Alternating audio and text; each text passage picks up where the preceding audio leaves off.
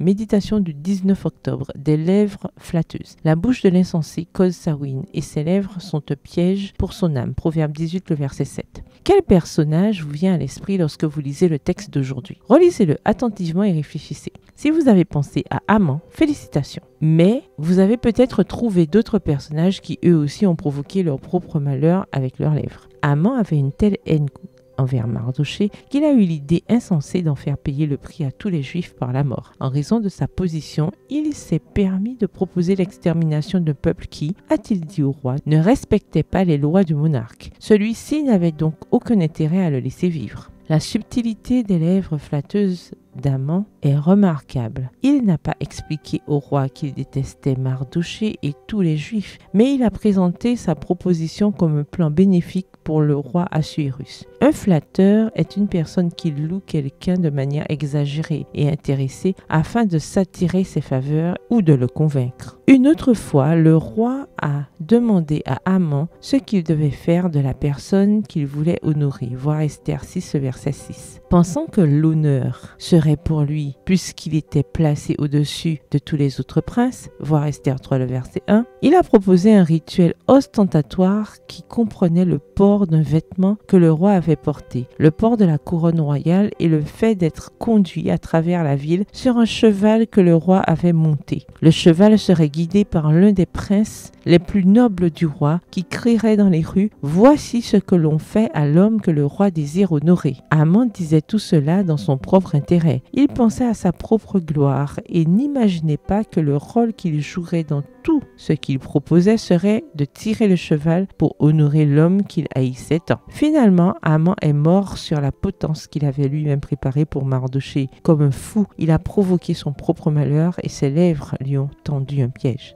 Chers amis, ne suivons pas les traces d'Haman, rejetons les lèvres flatteuses qui mènent à la destruction. Demandons à Dieu la sagesse pour que nos propositions ne soient pas centrées sur notre propre exaltation et notre propre profit, mais que nous puissions penser à faire profiter les autres de nos biens et de nos dons. PS, heureuse sans lèvres flatteuses. Bonne journée, que l'Éternel vous bénisse.